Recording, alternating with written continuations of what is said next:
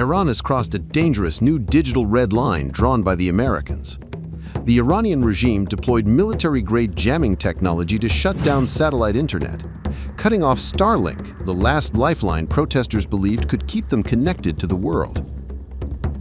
What began as an internet blackout has now escalated into a full-scale battle for control of space-based communication. But the more bigger question is how Iran achieved this, and was this supported by anti-US nations? Digital rights monitors warned this is a game-changing escalation. Iran's sweeping blackout has entered uncharted territory, with confirmed reports of deliberate interference targeting Elon Musk's Starlink satellite network. Activists say this was their final plan B when domestic internet services were shut down. Now that escape route is gone. According to experts, Iran's clerical leadership has activated a so-called kill switch using military-grade jammers to disrupt satellite signals. The technology involved is highly sophisticated and extremely expensive. Analysts believe the equipment was either developed domestically or supplied by Russia or China. Despite Starlink being officially banned, the number of receivers inside Iran has quietly surged. But Starlink relies on GPS signals to locate and connect to satellites. Military-grade jammers are now overwhelming those signals, effectively choking off communication. Simon Migliano, journalist and research head at Top 10 VPN, told Forbes that Iran's nationwide blackout is a blunt weapon designed to crush dissent. He warned the economic cost is staggering, draining an estimated $1.56 million every hour the internet remains down. Amir Rashidi, quoted by Iran Wire, said this level of interference is unprecedented. In over 20 years of research, he has never witnessed jamming of this scale. He described the technology as advanced, military-grade, and likely sourced from Russia or China if not built locally. Israeli journalist Emily Schrader reported that Starlink connectivity in Iran has been completely jammed. She cited total packet loss consistent with high-power microwave jamming, possibly of Chinese origin. Schrader warned the interference not only disables satellites, but also cripples mobile networks nationwide and may pose serious health risks to civilians. GPS jamming works by exploiting a critical weakness. Satellite signals travel thousands of miles and reach Earth at extremely low power. A jammer floods the same frequency with stronger signals, drowning out legitimate transmissions and rendering receivers useless. Russia has used GPS jamming extensively since 2014. During its invasion of Ukraine, Moscow disrupted navigation, drones, and even US-supplied GPS and Starlink-linked systems. Russia has also been linked to widespread civilian GPS interference across the Baltic region, affecting aviation in NATO countries like Poland and Estonia. China, meanwhile, has demonstrated large-scale electronic warfare capabilities. Beijing has conducted simulations showing how drone swarms could disrupt Starlink over areas the size of Taiwan. China has also heavily invested in anti-GPS technologies alongside its Beidou satellite system. All this comes as protests inside Iran enter their third week. Despite deadly crackdowns, demonstrators continue to defy the regime. Reports suggest more than 500 people have been killed since unrest began. On the 12th day of protests, Iran imposed a near-total internet blackout. That's when Starlink emerged as a rare beacon of hope. Images and videos once again flowed out of a country of nearly 80 million people plunged into digital darkness. But now that lifeline has been snapped. As the regime tightens its grip both on the streets and the skies, the battle has moved beyond borders and into orbit. And with millions now back in the dark, the question remains, who controls the future of connectivity, and how far will global powers go to shut it down?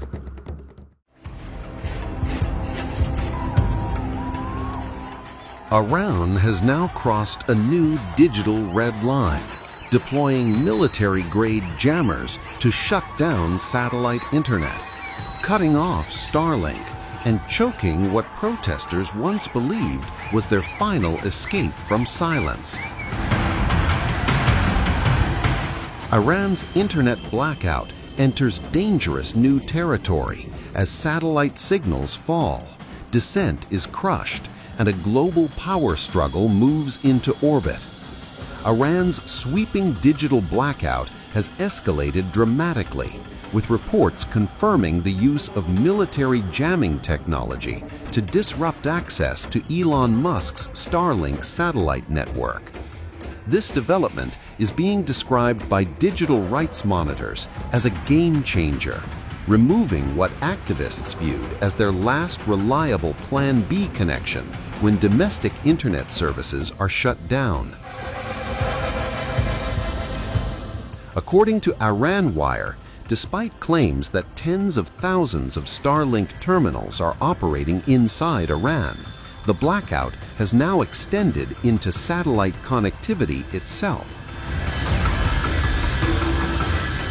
Initial disruptions reportedly affected around 30% of Starlink's uplink and downlink traffic, before surging beyond 80% within just a few hours.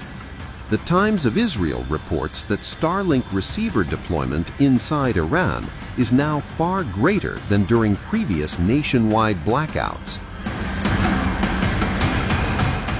This is happening despite the Iranian government never authorizing Starlink to operate, making the possession and use of the service illegal under Iranian law. Starlink receivers rely on GPS signals to locate satellites, and Iran has increasingly targeted those signals since its 12-day conflict with Israel last June. By disrupting GPS, authorities are able to localize shutdowns, creating a patchwork of connectivity where some districts experience total satellite blackout, while others retain limited access. This has led to near-total communications silence in several high-profile urban areas, according to monitoring groups tracking real-time data loss. Amir Rashidi of the Mian Group says he has studied internet access and censorship for more than 2 decades, yet has never witnessed anything comparable. Monitoring of Starlink data packets confirms a sudden collapse in satellite traffic, reinforcing reports from inside Iran that even space-based connections are being aggressively targeted. Experts warn this represents a fundamental shift in how authoritarian states suppress dissent, extending censorship beyond borders and into orbit. Simon Migliano, who has compiled a comprehensive report on global internet shutdowns, describes Iran's current blackout as a blunt instrument designed to crush resistance. He says the regime's desperation is evident, noting that this so-called kill switch comes at a staggering economic cost.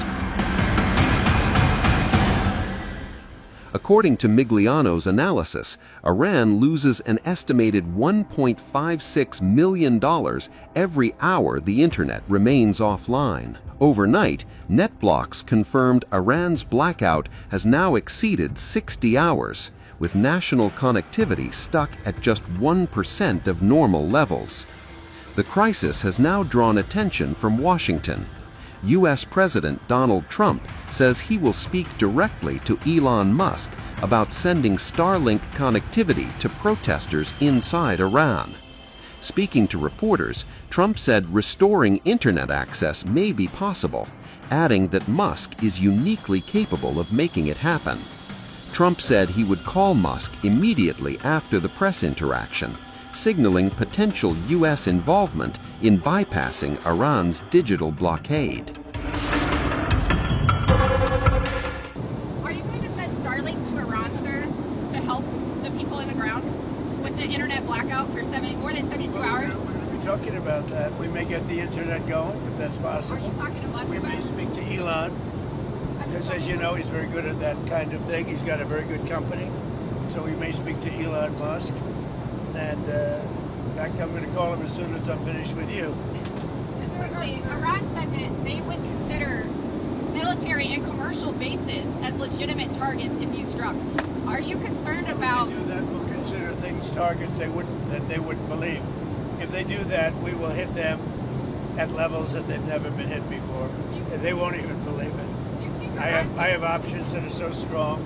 So, I mean, if they did that, it'll be met with a very, very powerful force. Do you think Iran takes your threats seriously? I think so. Don't you think so, CNN? Don't you think so?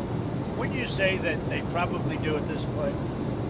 After going through it for years with me, being hit, Soleimani, al-Baghdadi, the Iran nuclear threat wiped out, don't you think, and then you just had Venezuela, don't you think, she says, CNN, do you think they take your threat seriously? Wouldn't you say they do after all of the things we've done?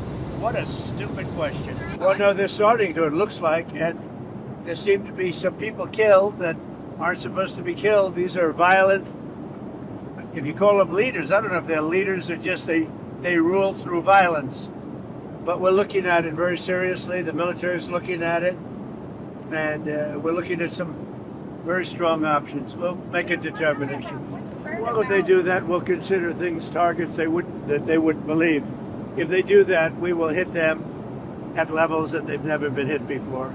They won't even believe it. I have options that are so strong. So, I mean, if they did that, it'll be met with a very, very powerful force. Meanwhile, Iran's reformist president, Masoud Pezeshkian, adopted a hardening tone in a Sunday interview amid nationwide protests challenging Iran's theocracy. The Iran president said, "We should resolve people's concerns, but the higher duty is not to allow a group of rioters to come and destroy the entire society." We ask our dear people, as we have before, to gather in their neighborhoods and not allow these individuals to create chaos. The people must remain present on the ground. If people have concerns, it is our duty to address those concerns. But the higher duty is not to allow a group of rioters to come and destroy the entire society. I acknowledge the concerns of our dear people, perhaps 80 or 90% of them, and I firmly assure them that we are making every effort to resolve these concerns.